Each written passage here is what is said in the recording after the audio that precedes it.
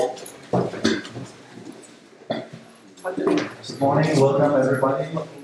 Hope you had a nice evening and a good night. Yesterday we had a number of talks dedicated particularly to philological and methodological problems. And today we will have some more papers regarding the material part. And first of all, I would like to introduce Regine Fellmann and Pfäffli. Both are working in Switzerland. Regine Fellmann is working for the archaeology of the Canton Aargau, and the Vindonissa Museum. Vindonissa is a Roman military post, especially not so far away from Zurich. And Barbara, she is working at the archaeological park in Augusta, which is a Roman town, and not so far away from Basel. So we will have a look at what people played in a Roman military post north of the Alps and in a Roman town. North of the Alps. Thank you for coming,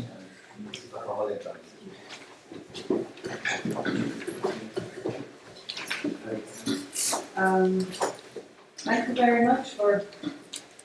Is it okay with the? Okay.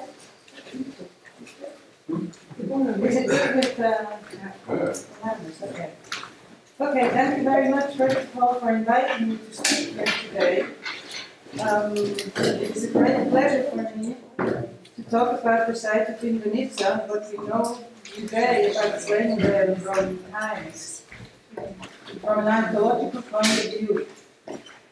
Preparing this presentation gave me the opportunity to get more familiar with this theme, and I realized how fascinating this topic is, being obviously a fundamental human need. As a matter of fact, I started with many questions, which I could not treat in all extent in this short time.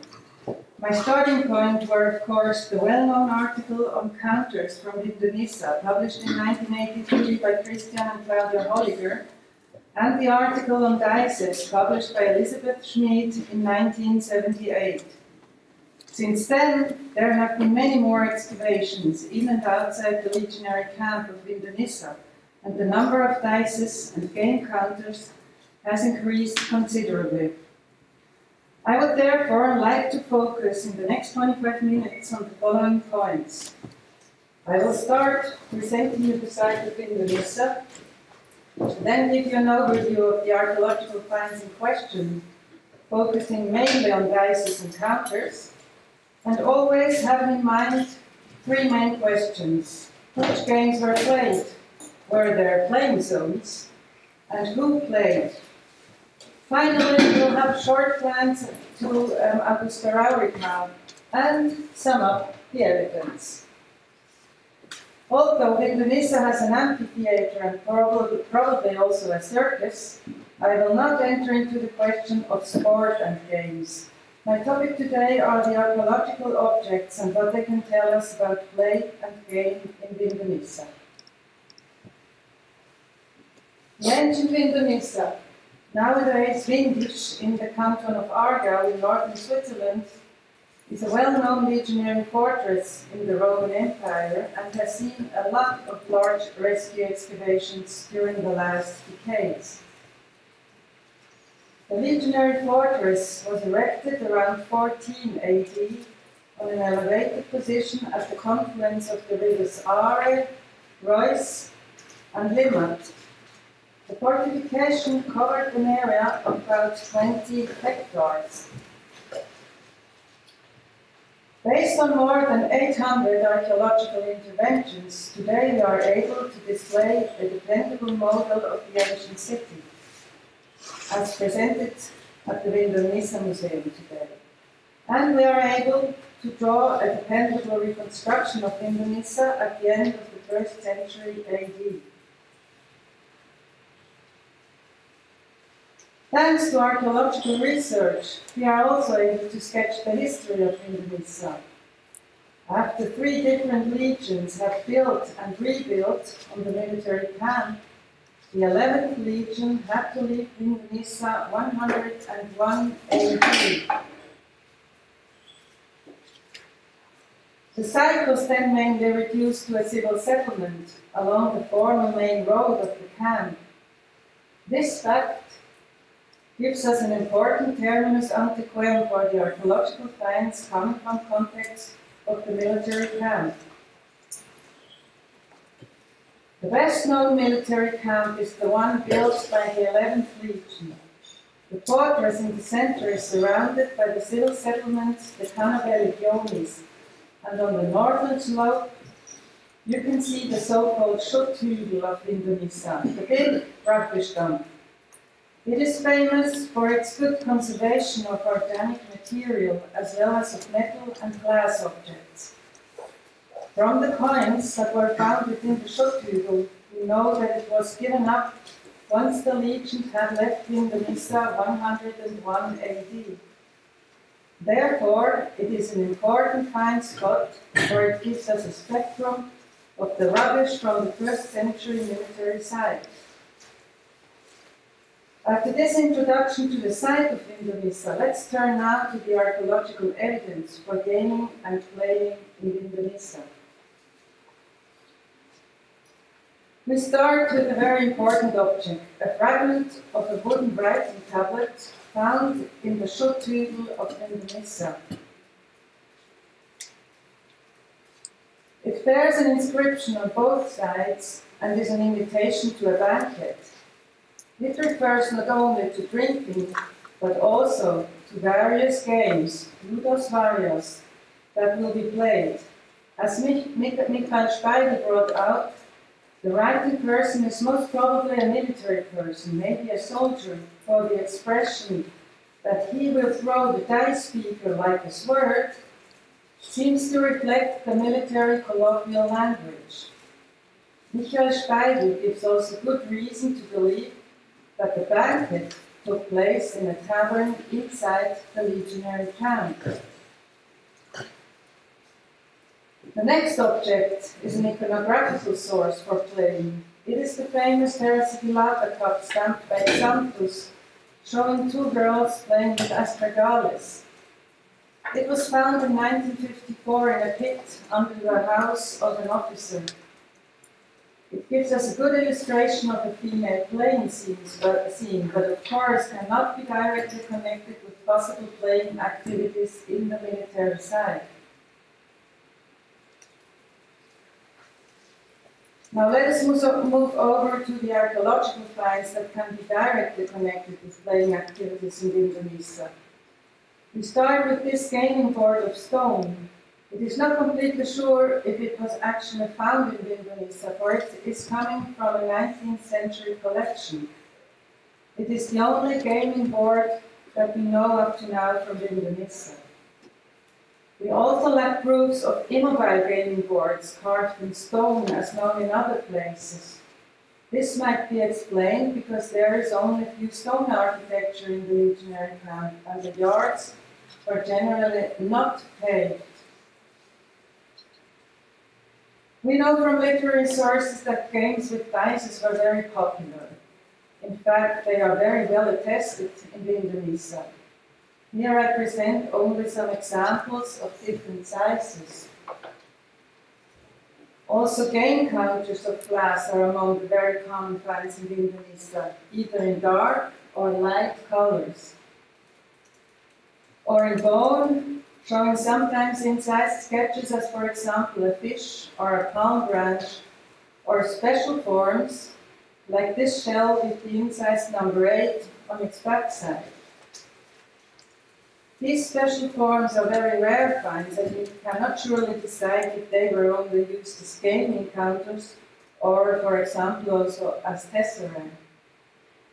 The most exceptional piece is of ivory, showing 2 burning altars on one side and the Greek inscription domoi on the reverse. It has long been seen that it belongs to a group of so-called Alexandrian counters. It is unique in Indonesia and I'm very pleased that we will hear more about these special pieces in this conference later on. Now let's have a closer look at the number and material of dices and game counters. As you can see on the graph, until now 80 dices have been found in Indonesia and a total of 1,175 counters. This is a respectable high number. The majority of the dices are made of bone, only a few of glass, and up to now we only have one dice of bronze. Ivory dices are missing. If you look at the material of the counters, we see that with 737 pieces, more than half of the total number are made of glass, and only about 25% of bone. Finally, I would like to show you some wooden objects that might be connected with games. These three objects were identified as cups. They were found in the Schädler of Indonesia, that is to say, in the rubbish of the legionary camp. Cups are usually connected with children's games. This might be also the case here, but of course we could also think of playing soldiers. The last wooden objects are rather doubtable respecting to games. It was proposed by Fellmann that these flat wooden wheels were maybe used as yo-yos. This is an interesting idea, but in fact cannot be proved without testing it. As this has not yet been done, this interpretation remains rather doubtful. So let's sum up.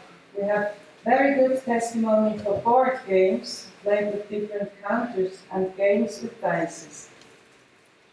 The wooden tops might have been used by children or by soldiers. In fact, this cannot be decided. Now, this seems to look like we have mainly adults playing, but before we move on, let's ask, are there really no signs of children playing in Indonesia? In fact, this is not an easy question. The traditional idea of the people living in and around the military site is dominated by male individuals. Therefore, traditional research has for a long time not been looking for testimony of women and children in a military context. This has changed in the last years, also in our research focus in Indonesia. But it still remains very difficult to get proofs of children by archaeological artifacts. In fact, there have been found, for example, miniature vessels, clay balls, or terracotta figurines in Indonesia, but their context doesn't allow to connect them unambiguously with toys of children. There is only one exception. It is a terracotta figurine of a cock, maybe a rattle, that was found in the Centurion's quarter of a troop barrack excavated in 2003. This small figurine might in fact be connected with playing children within the legionary camp, or in the same officer's quarter, 2 graves of newborn children were also detected. This might in fact be an unambiguous proof that women and children were at least part-time present in the legionary camp. After this excursus on children's play, let's come to the question, can we say something about playing zones in Indonesia?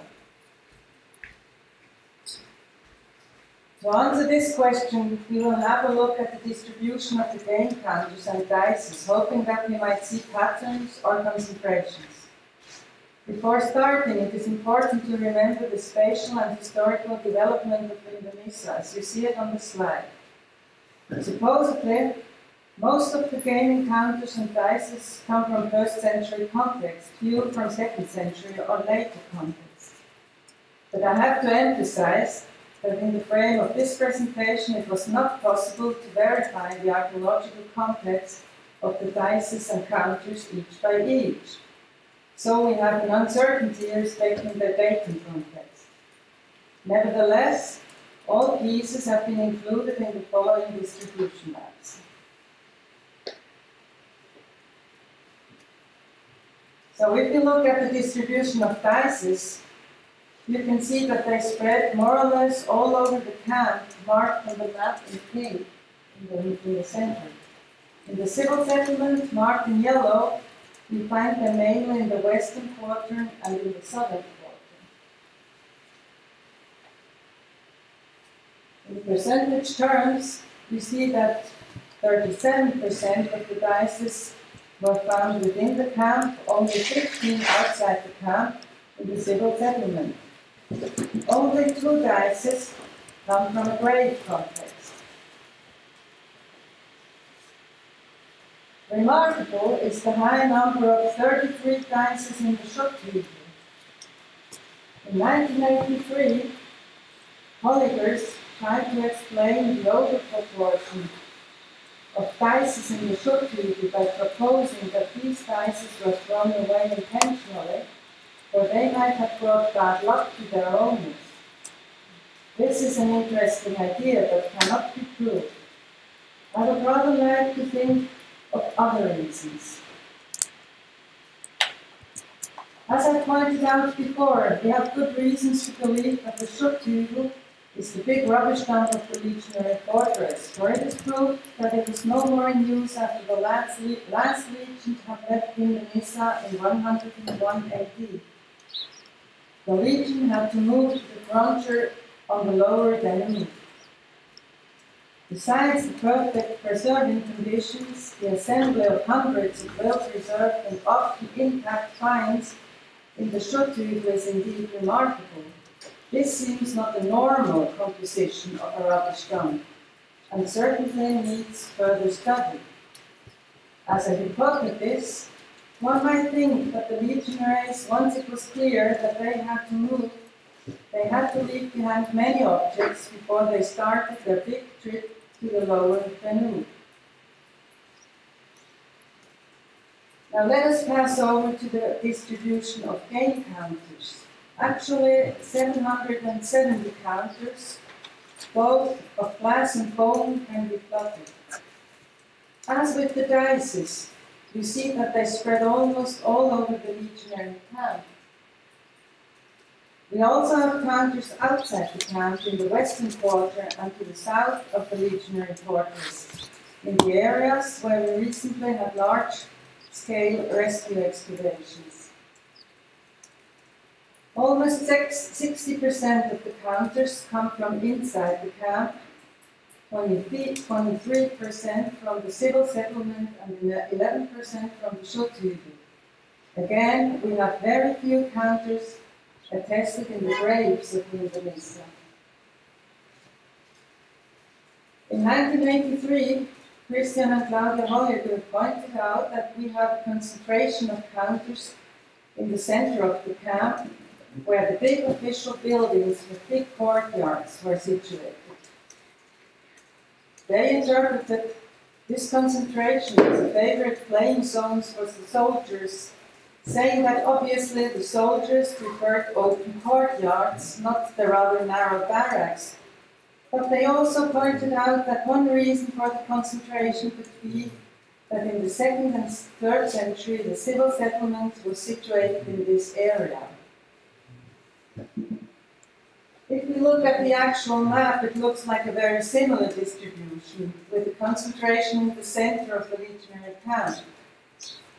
But in fact, we have to be cautious in considering that we cannot differentiate between pieces coming from early 1st century, late 1st century, or even 2nd to 3rd century context. To get a closer look, I picked out 4 recently excavated areas within the fortress and 4 areas outside the fortress, trying to see if this gives us more information. All 4 areas have been excavated stratigraphically and have delivered a remarkable number of counters. These are not deposits, but the normal small fine spectra within these excavations. The areas range from the southern part to the center and northern part of the camp and are located in presumably public areas, but also barracks and officers' quarters. If we put the size of the excavated area in relation to the amount of game counters, we get to a quotient which you can see in the last column of the table. Interestingly, it is the same for the excavations in the barracks and the area of the Principia, but is remarkably higher in the case of the officer's house and tavern. If you look outside the quarters, to recently excavated areas in the civil settlement, in the western and southern quarter, we find a different situation. Game counters are attested, but they are 10 times rarer, as is shown by the quotients in the last column of the table. In other words, inside the camp, game counters are clearly better attested, and it seems reasonable to argue that they were far more used and lost within the legionary camp than in the civil settlement outside the camp. To sum up, we can record the following. Recent excavations in and outside the camp have shown that game counters and dices are well attested finds in these areas, but are rarely attested in Vindonissa graves. Playing seems to be much more common inside the legionary camp than in the civil settlement, but the quotient of counters found within the camp is much higher. Playing zones may be detected in several areas of the legionary camp, in taverns along the main streets, officers' houses and barracks, and also in the central area with public buildings and open courtyards. We have no traces of incised immobile game boards in Vindonissa as attested, for example, in Rome and other sites. It rather looks like mobile game boards on stone or tile were preferably used. Finally, let us turn to the last questions. Can you say something about who is playing in Vindonissa? We have, of course, literary sources that tell us about games and play in antiquity in a military context, and about the fascination of games of chance and gambling. As we have seen now, the archaeological sources in Vindonissa give us good testimony of this activity within the legionary fortress, and even hints to the question who is playing. Indeed, it seems that the soldiers and officers had enough free time to play games. The best proof for playing soldiers in Vindonissa is the invitation to the banquet on the wooden tablet, written by a soldier that I presented you at the beginning. This matches with the high concentration of game counters in the stone of the taverns along the main street, as well as in the officers' quarters and the barracks, as we have just seen. On the contrary, we have seen that there is a difference between the number of lost game counters in the Cannae Legionis and the camp. May this mean that the civilians living in the Cannae Legionis in the civil settlement played less for having less free time? Or did they come into the military camp to play together with the soldiers? Of course, these questions are difficult to answer. But let us have a short glance to the Roman town Augusta, Raurica, and look at the number of dices and counters there. We should, of course, keep in mind that the Colonia Augusta Raurica was a splendid town during 4 centuries, and Vindonissa was reduced to a small village from the beginning of the 2nd century onwards. We see that we have more than double as much dices in Vindonissa than in Augusta Raurica, and only about 30% less game counters in Vindonissa than in Augusta Raurica. This fact should not be stressed, for it surely needs a closer look respecting to chronology. Nevertheless, it is interesting, and especially the number of dices might be another indication that soldiers really were fond of playing games of chance. So let me sum up.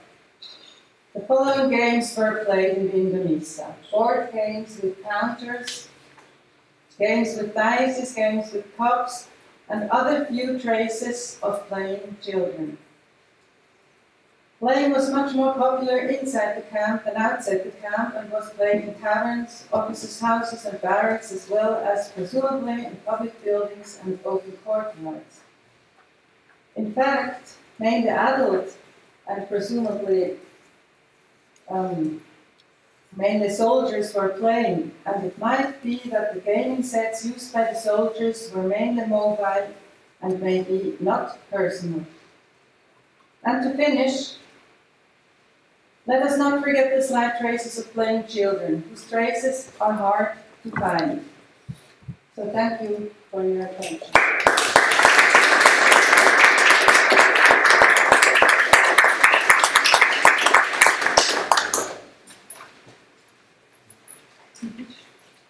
Yes.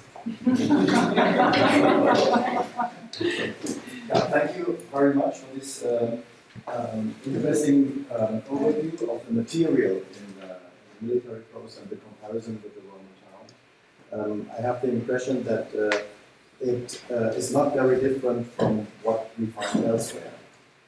For example, that games took place very much in public.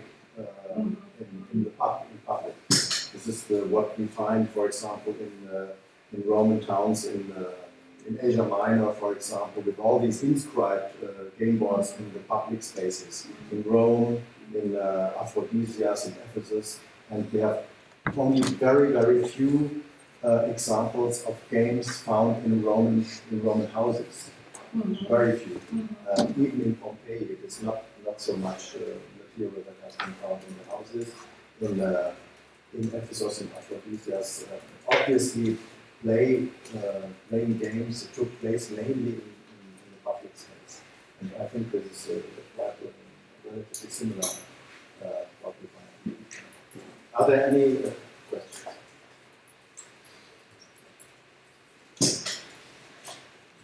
Est-ce que je peux parler en français, peut-être, c'est plus simple pour moi. J'ai été intéressé à la plus jeune, effectivement, de ces éléments. Dans ce sens, la difficulté de trouver des éléments qui soient en relation avec les jeux pour enfants, ou est-ce qu'il faut ne pas aller encore plus loin, par exemple, pour l'illustration de ce petit coq, si j'ai bien compris, en tout cas de cet oiseau gallinacé qu'il faut présenter. Est-ce qu'il faut véritablement le mettre en relation avec un jeu d'enfant, ou est-ce que ça n'est pas précisément un petit élément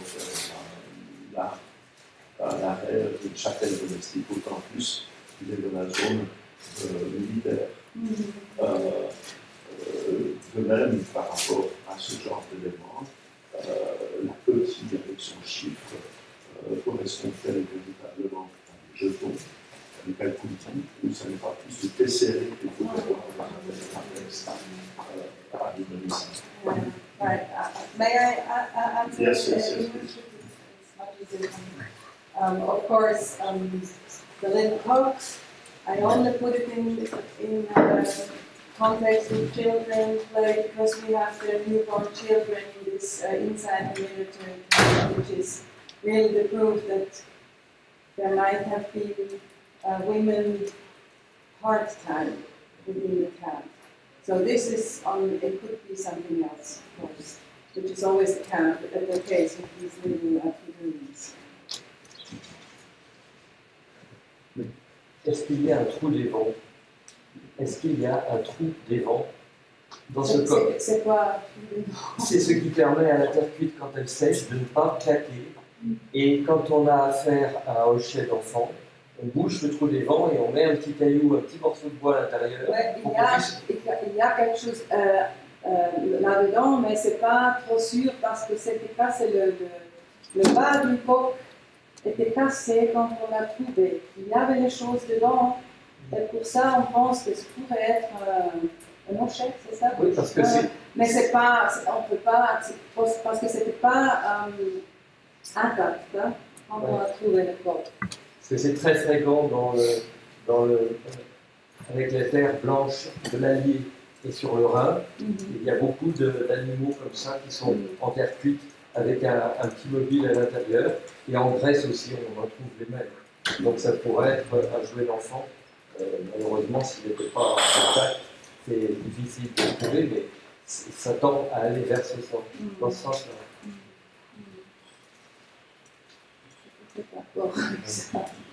J'ai encore, par rapport à, ce jeton en ivoire, on se avec les deux tours d'un côté.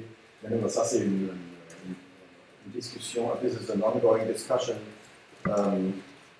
whether or not these are game counters or other something else. Yes. Very often people are a little bit confused about the function of these objects. It's not really clear.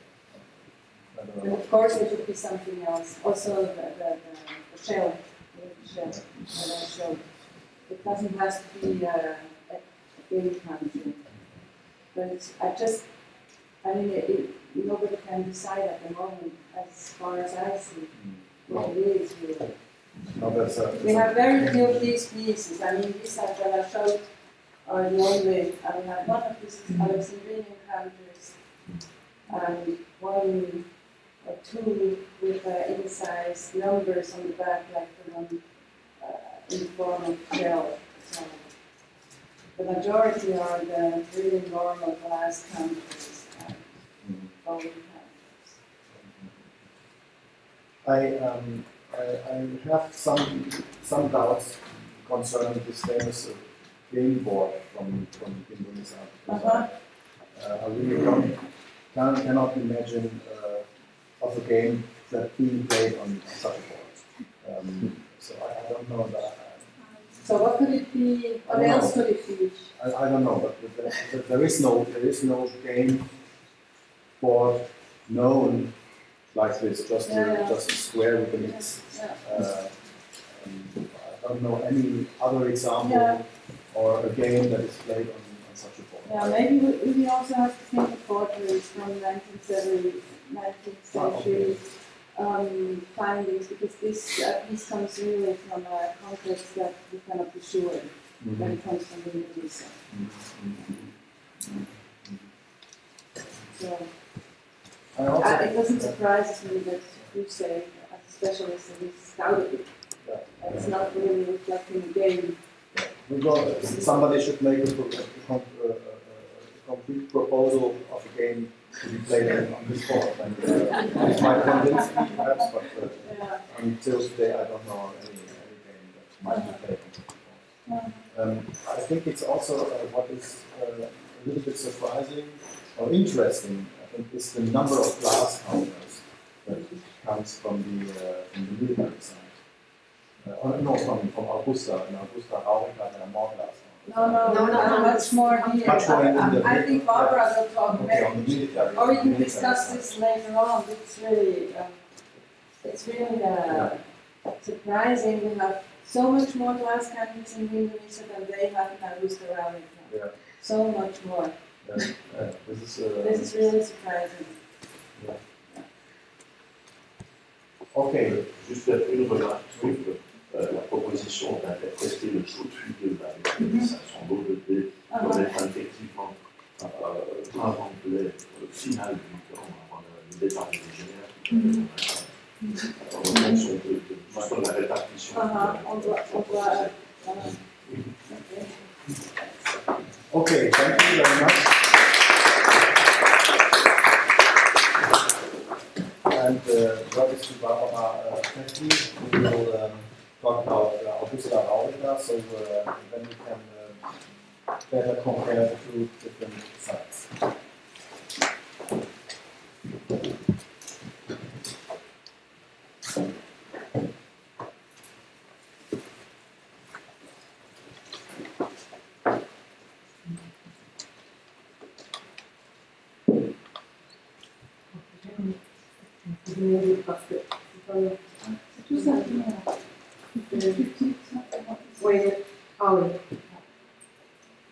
C'est déjà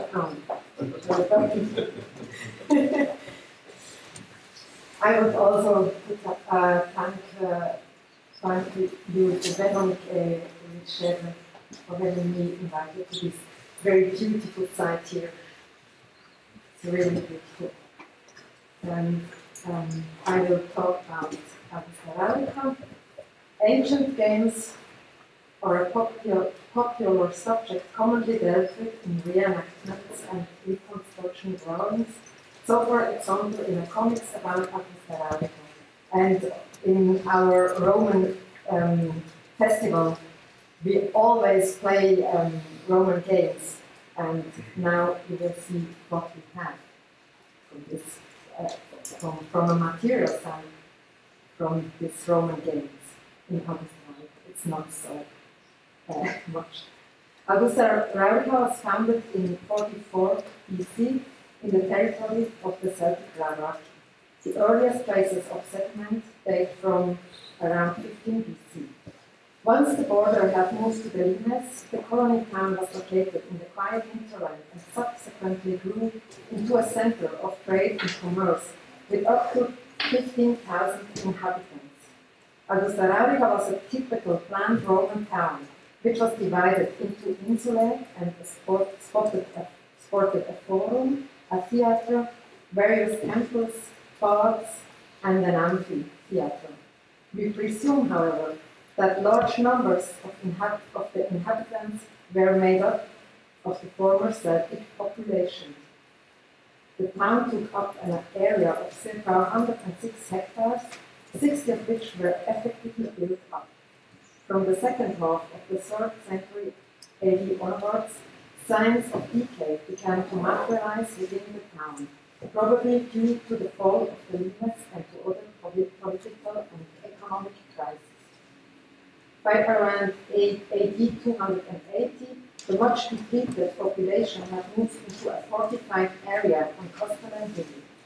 In around AD 300, a fort, the Castrum Rauracense, was built on the river Rhine. Today, the site straddles the border between two different cantons of Switzerland, Basel-Landschaft and Aargau. Excavations have been taking place here, there for almost 500 years, and at this stage, roughly 30% of the town have been excavated. The excavations, however, are not spread evenly across all areas of the town, whilst early archaeologists have concentrated mainly on the monuments. We now only excavate in advance of building projects.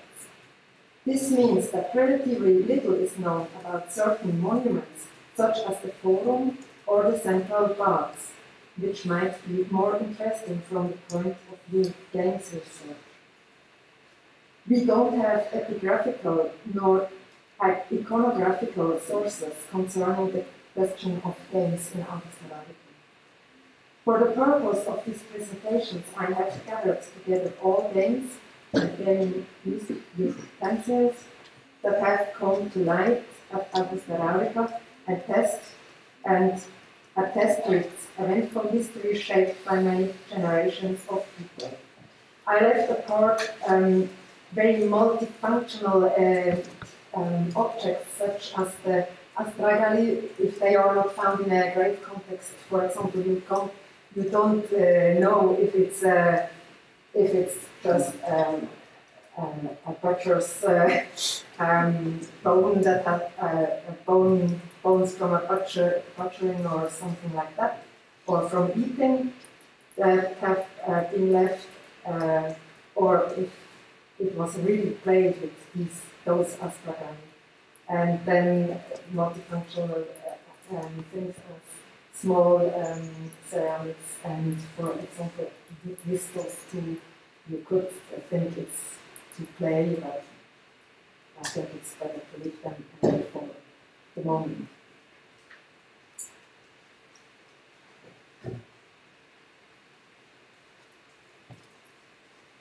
Yes.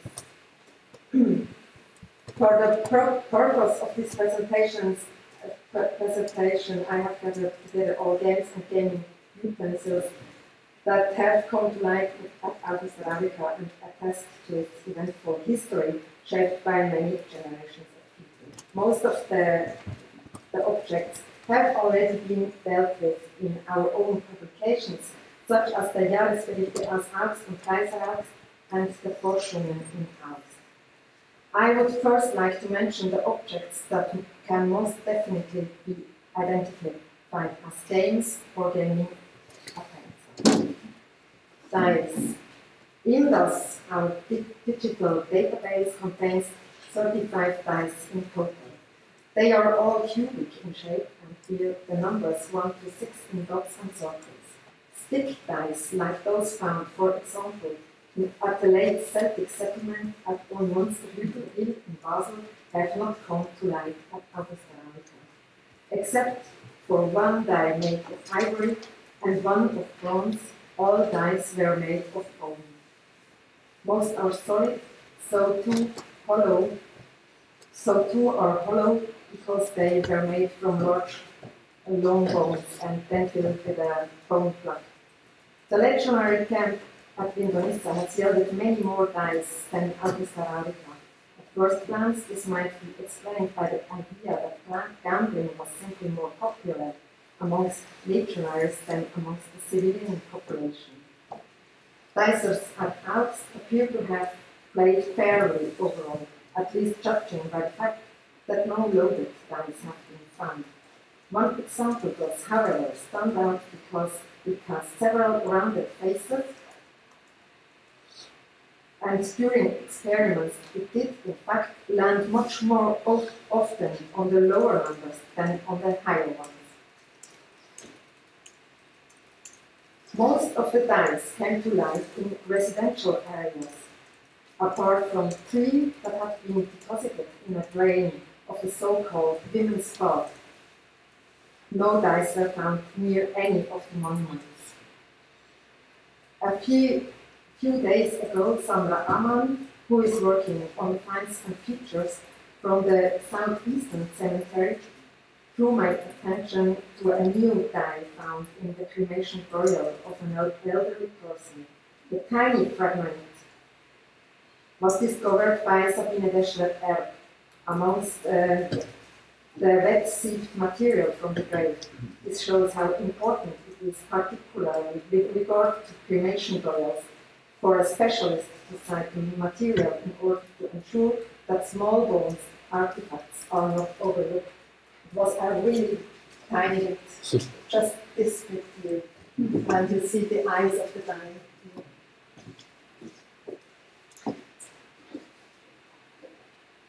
In her 1998 publication on the bone artifacts from Augusta Raurica, Sabine Deschler used trunks and waste to prove that both compact and hollow dice were in fact made at Alps, often on the edges of the town.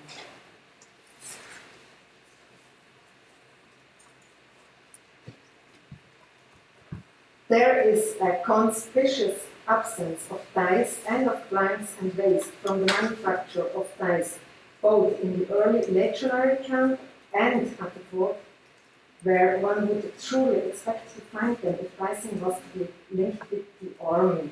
In this, it's of course it's younger. The fort is younger than the legionary camp in Dasen. Whilst the early legionary camp in Alps has not been examined in detail, dice would have been found at the fort, had there been any there to find. Dice were apparently no longer in use at the Castro Maracense, or at least not dice made from durable materials. The dates of the assemblages from which the dice came confirm this. They all date from between AD 3050 to 300, that is to say, from the period prior to construction of the fort. By far the largest proportion of games-related finds from Augusta Raurica are gaming pieces. 1,857 of which have been entered in the IMDAS database. In her book, Sabine Deschler stresses that the tesserae with incised numbers might have served as token money or as counters, but assumes that gaming pieces clearly predominated. Based on their size and shape, she divided the bone gaming pieces into 22 subtypes, some of which appear to have succeeded each other over time. Some of the bone tesserae bear inscriptions on their reverse, incised not when they were made or by the person who made them, but usually at some later stage, suggesting perhaps that the inscriptions were not important for the course of the game. The inscriptions are most often numbers, but letters are also sometimes found. 175 gaming pieces were made of glass. Sylvia Fuchs, the glass specialist at Aargau, stresses that round glass tesserae, and particularly those with small diameters, could have also been used as inlays, for example, in interior decoration or more rarely on ceramic fineware. Only a few gaming pieces made of stone have been found. They are usually pebbles that were recovered during the excavations because of their perfectly round shape. Also, it cannot be confirmed that they were in fact used for playing games. Our database also includes gaming pieces made of coffee, bronze, and coins. The latter are presumed to have been used as gaming pieces because their edges are so severely rounded off. Yes, it could be a sign, but it's very terrible. Gaming pieces of bone were made in August, as the scapula of a bovine probably shows. Only a few gaming pieces have been dated to a period after AD 300, which probably means that gaming pieces were no longer used at the Castrum Rauracense, or at least not pieces made of durable materials. I would like to briefly touch on a selection of contexts we have here with gaming pieces. The following are from the settlement era. Insula 42. 32 tesserae with a central indentation were found in a drain of a private bath. Kurzenbettli 22 bone gaming pieces came to light quite close together in a layer of rubble near the surface place in the southwestern corner of a courtyard. Sylvia Fuchs, who published this feature, presumed that they had been part of a trader's inventory or that someone had lost their set of gaming pieces. Region 5B. 10 hemispherical bone gaming pieces from the eastern section of an interior courtyard of a building that has been interpreted as a potential inn.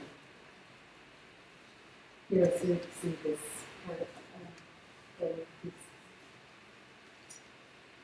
Unterstadt, Lower Town.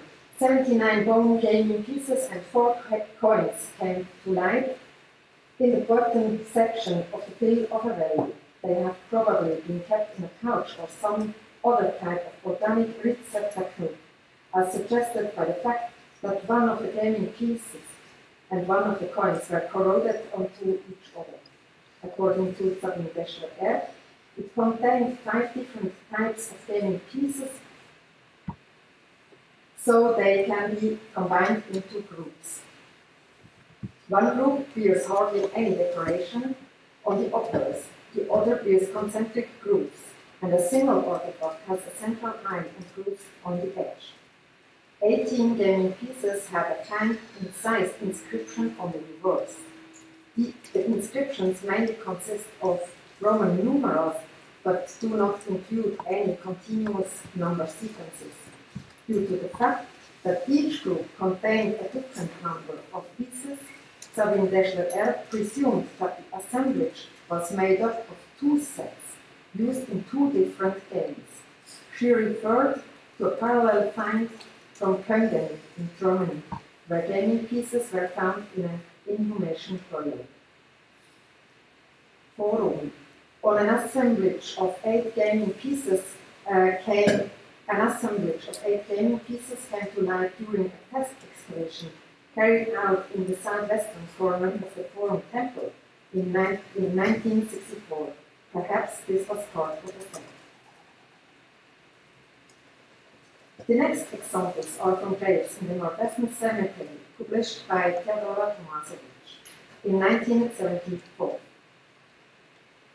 3 burnt tesserae, a bracelet with a depiction of a miniature wheel and other grave goods from a cremation burial with a lead urn, which contained ashes of a 10 to 12-year-old child. 1 large tessera, unless it is not in fact the lid of a pyxis, from the cremation burial of a ca. 50-year-old man. The graves from the southwestern cemetery have not yet been published, but Sandra Ammann has very kindly assembled the burials that have yielded games-related finds for today's presentation. Out of 530 graves, 9 graves bear such finds. Of the graves with gaming pieces, I would like to present the 3 shaded features in a little more detail. This bustum contained the remains of 1 adult person. The grave goods include, besides the 2 gaming pieces, a necklace with dolphins, beads and tooth pendants made of bone. This grave, perhaps also a bustum, contained the remains of another adult person with 4 gaming pieces. 3 gaming pieces came from a cremation burial with a glass urn, which contained the remains of an older child.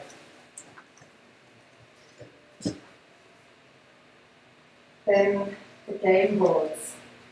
Ludi, who is the architectural ceramic specialist at the house, has kindly drawn my attention to 4 possible game boards made of architectural ceramics. They have not yet been analyzed in detail and are as yet unpublished. They include a roof tile and 3 fragments of slabs of burnt clay with a lattice decoration that was incised after firing. The pattern in the center stands out by virtue of the fact that it runs diagonally compared to the edges of the slab. According to the Indus database, the fragment on the right had been part of the burial construction in one of the graves in the southeastern cemetery. The pattern on the fragment of another piece appears to be incomplete. It's just on one edge of the tile you can see a pattern. Then 2 sandstone slabs found in 1962, which might have been game boards, have been published in several places, and in 2002, Ulrich Schädler proposed a detailed assessment of their potential function. I will try to give a brief overview of the main aspects. The sandstone slabs were found in insulae 30 and 31 in the 3rd century rubble layers from the portico or street area. They are 7 to 10 centimeters thick and quite heavy. In its reconstructed state, the fragment of insula 31 weighs approximately 30 kilograms. The obverse of both fragments bear a very precise geometrical pattern of grooves. They are V-shaped and measure up to 1.6 centimeters in height and up to 1 centimeter in depth. The obverse of the slab from insula 31 was carefully smoothed, whilst the surface of the fragment from insula 30 is quite uneven. The backs of both slabs are quite rough. Patterns on both slabs are very similar but not identical. They are reminiscent of the markings of the floor of a modern woodland kiln. Ulrich Schädler's search for parallel finds for the pieces from Aargau remained quite fruitless. The pattern has not been found elsewhere, nor is there any evidence of the rules of the game, the closest perhaps being an ancient beer game, Gioco dell'Orso, that was still played in Italy at the beginning of the 20th century. Schädler's paper presents examples of stone slabs of a comparable size that exhibit similar grooving. 2 slabs from Lyon and Amiens bear different patterns on the obverse and reverse, whilst a fragment from Xanten only has grooves on one side. These might have been from a 9-men's Morris game, kleine Mühlen. Due to the fact that all these stone slabs were found near metal processing workshops, Ulrich Schädler also considered the possibility that they may have been some kind of function in relation to the casting of metal. However, they were most certainly not casting molds in the traditional sense. Another possible game board, this one is in form of a mosaic, was found in Insula 31. It was published by Deborah Schmidt in 1993. The black and white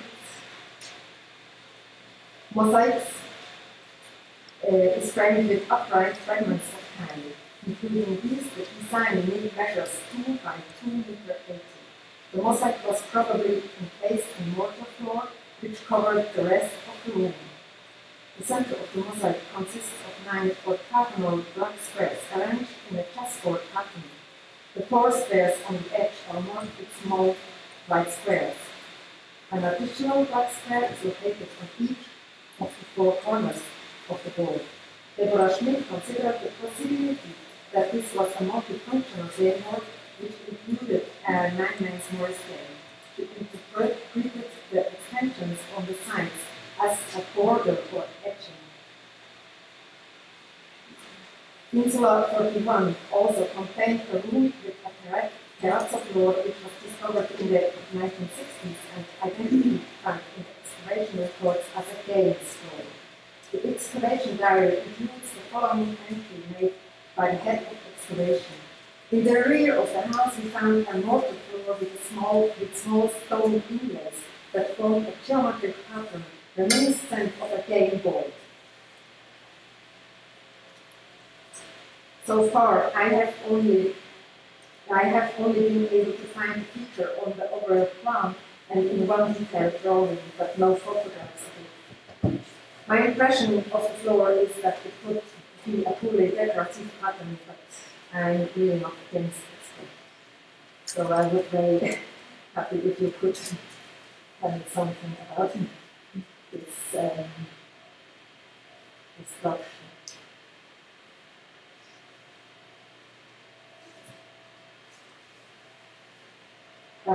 Rattles.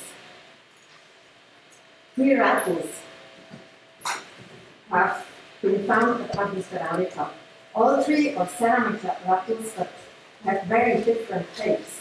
Based on their small size and gentle sound, I would assume that they were baby rattles.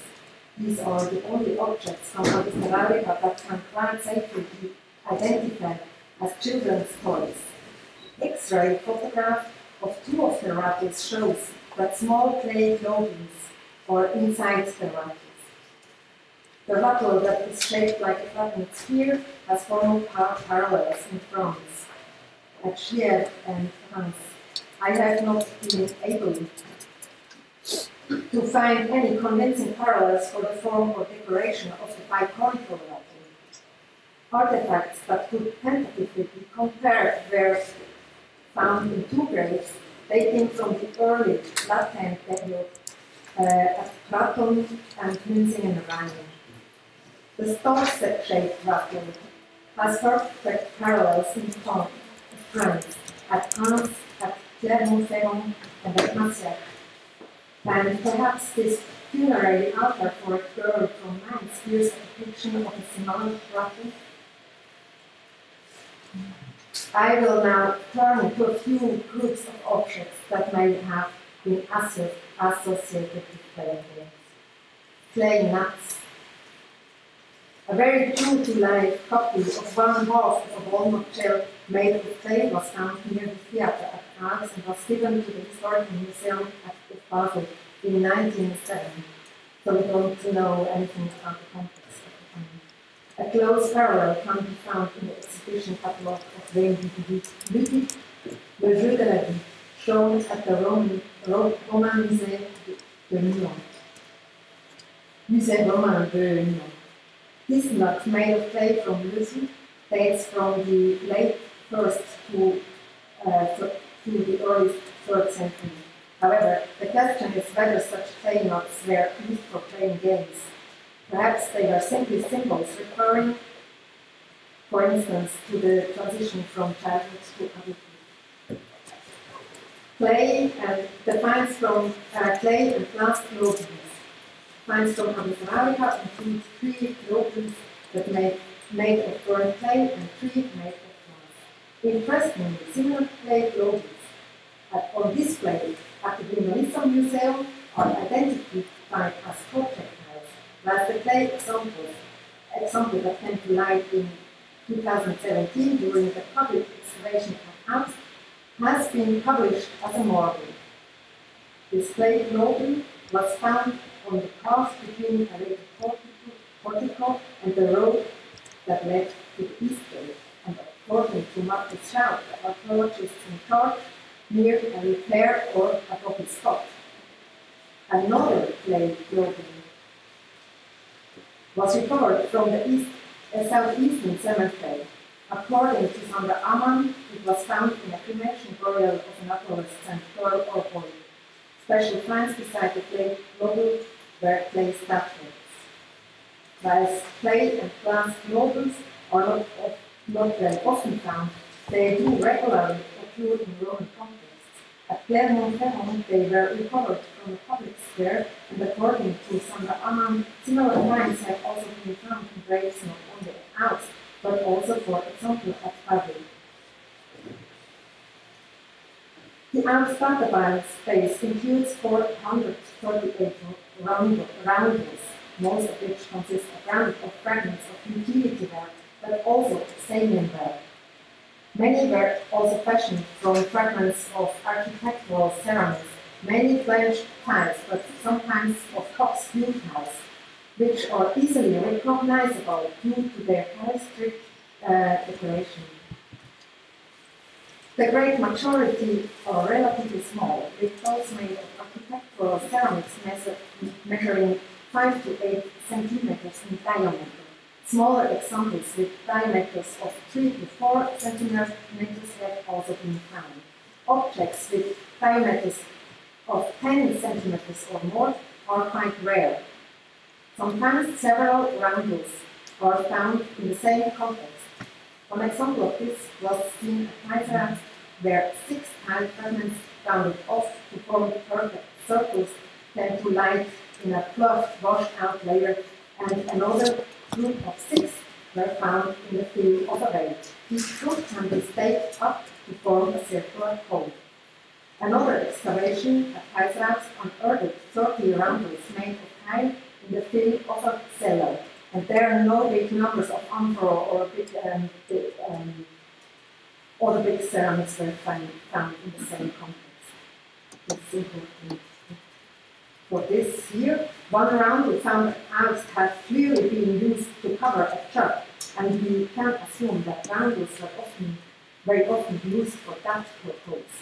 Roundels have also been discussed in the literature as potential covers of people's own public films or washes, Unterlegscheiben, or as counters. They may, of course, have also served as game pieces, as seen here on my game board from Pisa. Much older. We have an eye made of glass. A small eye made of glass was found in layers from the early period of occupation in 1927. According to Sylvia Pfäffli, parallel finds have come to light at Kantonsarchäologie and at early legionary camps east of the River Rhine. It has not yet been ascertained whether they were cards of statues, votive offerings, decorative inlays, or whether they were perhaps those signs. A bone object is published in Schädler 1998 as the forearm of a jointed toe.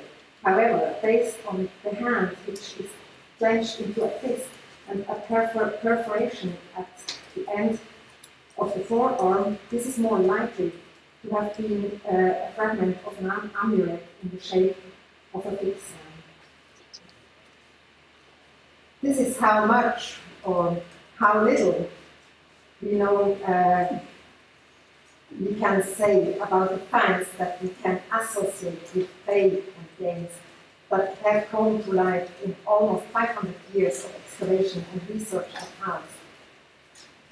It is an inventory, but still leaves many questions unanswered. Thank you for your attention.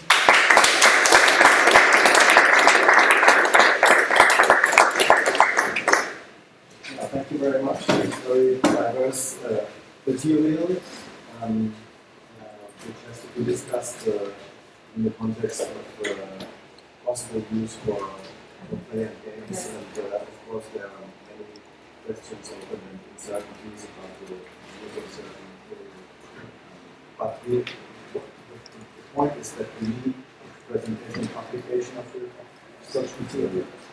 Very often people think, oh, I don't have a good idea about what it is, and I don't dare to publish it without a good idea.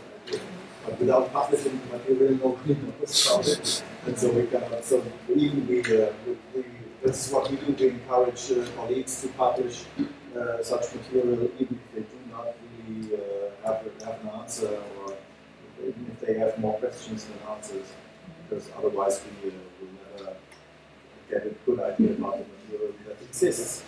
Are there any questions or suggestions?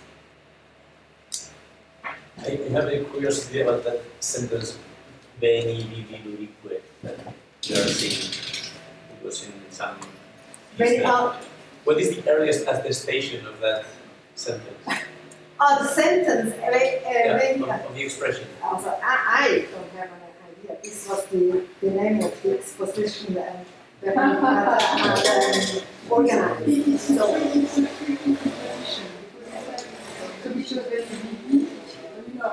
Oh, so it's your... Yes, yes.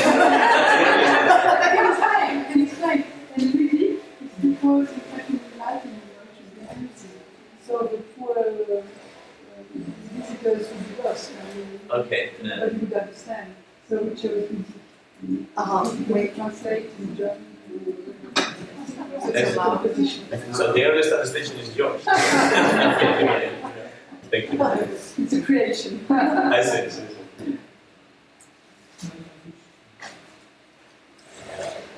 I'm not sure about the game flow. I think it's difficult to say something on this because the first flow published by Schädler can be a single flow, geometric flow. We have such examples in France and in Germany. But it is not a game board, it's just a decoration. And the second flow, I think it's also something special, very interesting.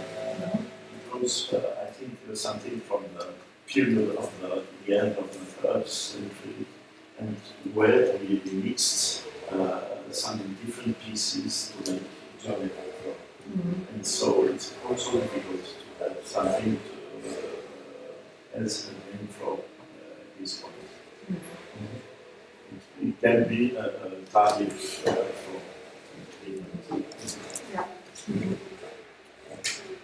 Yeah, I was also doubtful about thinking of this floor as a 9-man Morris. When you play 9-man Morris, there is a special moment in the game where something changes and the one who is losing has the chance to win. At that moment it becomes very, very quick. You have really to, you who are until that moment you were winning, you have to pay attention because you can really at that moment lose all your pieces because the other one is jumping.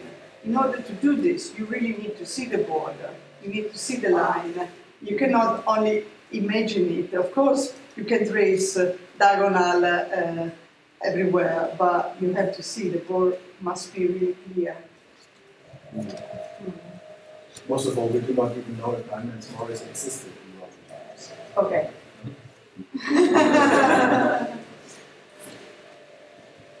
Other questions? Is the connection between soldiers and dice and game counters parallel elsewhere in the Mediterranean world? Yes. Number, you refer to The connection, number. the connection between the connection that you surmise between those games, this material and soldiers. Is it parallel this way? Is that a hypothesis that has been expressed for other sites? And this comes mainly from literary sources that tell a lot about soldiers and military persons playing. And I haven't been looking at all the legionary fortresses and the numbers of the game countries they have, but and I haven't found anything that is published in this direction. So the only other publication that I know is that she is called Dura, that made she made a study and tried to find out in what context games were used, and there is another court in Egypt that she is presenting, a late Roman court, which has a gaming zone in the center. But this is, and Indonesia. These two sites seem to be into the literature. They entered into the literature with this publication that we have in the 1980s. But I've looked at a couple of sites, but it also depends on the state of excavation. If you don't have many parts excavated, so it's hard to say something about it. You know, along Adrian's walls, heaps of gaming counters and pieces that look very similar to this, but I don't think they're published. They're just sitting in the depots and in the museums. And because I was going along, I see it every museum, lots and lots of gaming pieces and boards, portable boards, but I don't think Some have been published from military sites in Rome and Britain. There are some boards and pieces also. I have seen gaming boards, yes, from military sites also, and with on tiles with a radio stamp on it. So this is another proof that it might be really in the military context because they use these tiles. It hasn't been tiles and stamped with military, can also be in civilian context. Alors, on est un peu hors de